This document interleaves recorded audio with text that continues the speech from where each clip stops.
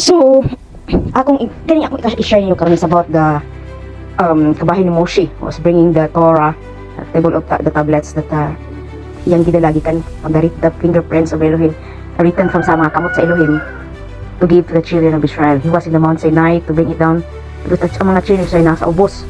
So nagaguliyang sa ubos kaya nagbuhat sila of golden calves. The greatest sin you can ever have is idolatry. The greatest sin is that you can ever have is idolatry. And the children of Israel sinned before Elohim. And because Moshe was angry, he threw the tablet of stone. And what happened from that, he gives judgment unto the children of Israel. Nako kayo tong problema. So, you can read that in the Exodus. If we want to know the deepest meaning of that Moshe bringing the Torah, the tablet of stone, that is not only the commandment of Elohim, the 10 commandments, because that is deep. That is deep. There is more behind from this letter of the Torah. What Paul as the Torah, the spirit of the Torah. And the spirit of the Torah is the sod, the secret, the 4-level interpretation of the Torah. First, Pishat, the Remes. The second is a Remes. The third is a Midrash. And the fourth is the sod, the secret of the Torah. You can read it in Psalm. The secret of Jehovah is given to those who fear Him. How do you fear? Because you have fear. You fear to sin, you fear to lie. So, sin is transgression of the Torah in 1 John 3:4. So we do our best in our life, that we don't sin Elohim. And because we are falling short of Elohim because of our flesh, this is why the teaching of Paul is play there in his epistles. And it is a very important, because the word of Elohim that is written is like a double-edged word. Why is double-edged word? Because it really divides us. Why it divides? Because our problem is our evil inclination. This is what we call the dark side, the Satan, the ego, the one who leads in this physical world.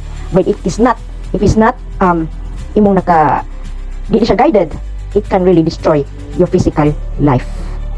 It can destroy in our physical life. Kung dili ni siya guided and it's not established in the Torah, or ma-feel tama, falling short, backslide ang tao, is a very slippery ground for those who are so-called serving Elohim, that we have to always to see the balance in life. The Kabbalah, the Sephirot, the tree of life, what really needs to understand. Now back to the commandments of what Moshe was brought, is also the deep meaning from this, why it broke, thrown to the God golden calf. Why he was broken the tablet of stone? Because there was no any vessel can receive down in the feet of the mountain of Sinai. There was no vessel, because even Aaron, he was not exempted. He sinned because he listened to the people. Kung tabo, no vessel.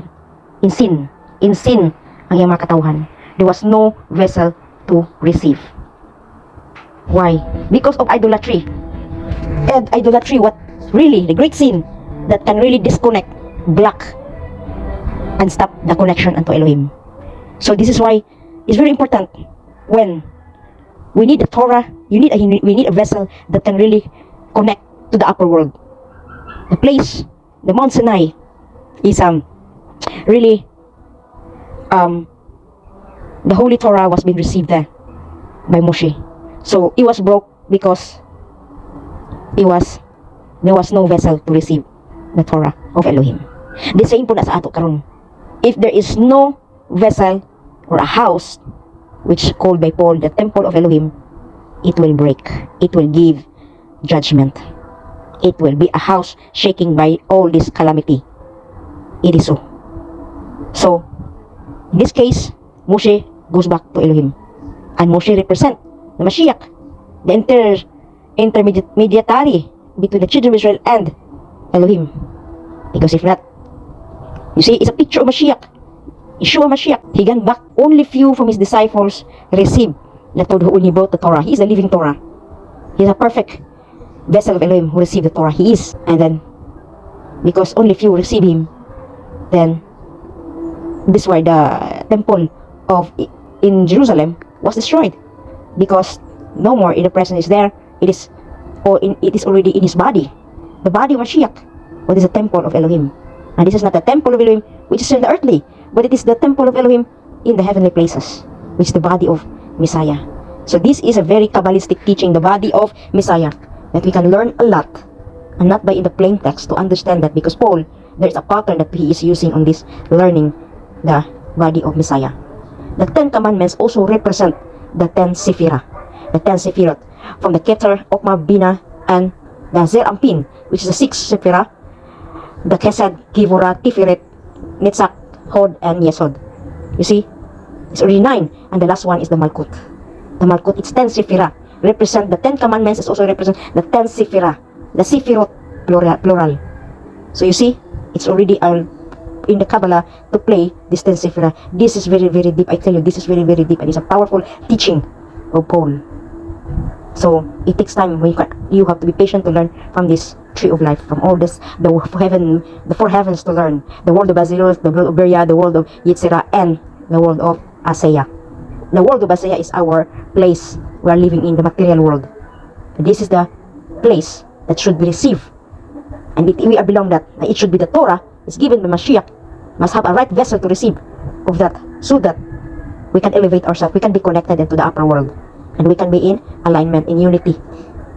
And when you are in a unity, you are inviting the presence of Elohim, Mashiach, the body of Messiah. You are knitting, you are joining to the temple of Elohim. So that's it.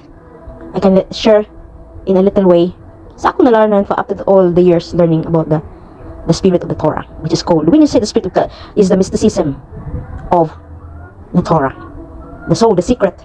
It is a lot, and it's about our soul, a soul, the true identity, not that one we have with the physical, our human nature. No, it's not the true identity which comes from Elohim before the breaking of before they break the sin, before na sila nakasala ba, turned out to this world of Asaya.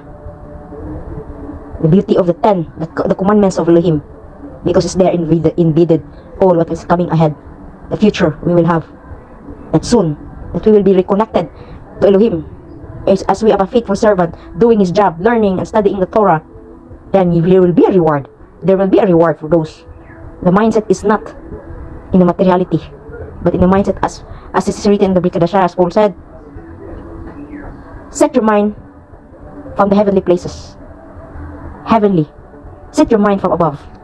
Because nothing, you have a lot of treasure there. You have a lot of treasure that no one, walay makahilabot ana. Sakit sa pangkawatan, walay makabreak ana. Because dili na mahilabtan. Kaya nga naman, that is in your deep down of yourself, your soul.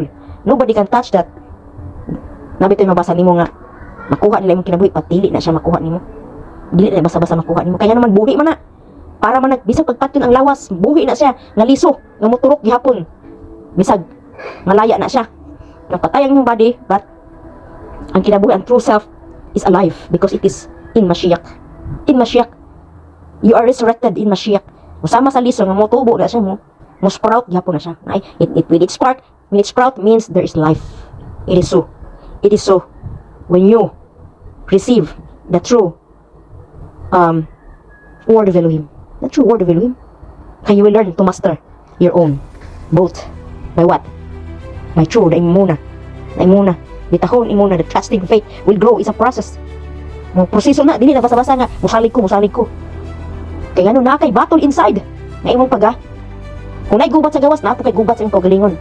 Gubat mo na imong kaugalingon sa imong mind. Kay ang usa, yutan-on man na. Imo man ang taluhan nimo. Na yutan-on, ang usa langit nun. Nagikan sa Elohim. So man na magbattle ta. So, that is, kung na'y gubat sa gawas, na po tayo gubat. That we have to overcome. That you must win. And by winning with that, is true, the word of Elohim. The Torah, especially the Torah, and through the revelation of Yeshua HaMashiach, in spirit and in truth. The spirit of the Torah, what reveals the true Mashiach. That mauna siya, shield nimo. When you discover the gems, all this precious stone, nakatago sa pinakangit-ngit sa imong self, it will spark. When you continue to reprone yourself, to cleanse yourself, it will shine you. This is why Moshe, when he come down, is a brilliant, hayag iyang naong. Mahadlok sila matubang tungod sa kahayag. Kay mga matay man daw sila pag sila mo matubang ni Moshe. Yes, because that is the divine light. Kita ka adlaw. So why ututok kay makabuta na nimo. So the same when the full light of energy of Elohim will comes down to all the earth. As it is written, in the return of Mashiach, from the east to the west, you will see that the Mashiach will come. Mashiach will come. Everybody will see that he's coming. But we need to have a vessel to receive. Because if you don't have the vessel to receive, it will be masunog. Masunog. Ma-destroy. Why? Or mamelt. Mamatay. Why? Because that is not an ordinary light. That is divine light. Make you scare. It needs a vessel to receive that light. And the same what happened to Moshe when he gave the tablet of stone. It will shine. And no vessel receive. What they have received? Destruction. Judgment what receive. The same na sa atong time when Mashiach will come. There will be destruction. Why? Because no vessel. Not many will receive the vessel. Myself, I don't know. You knows. But nothing to pretend here. But this is what, that is the reality that I'm telling. It is so. In the spirit of the Torah, this Parashah, Tisa. So, next, another topic of Bezalel. Shalom, shalom.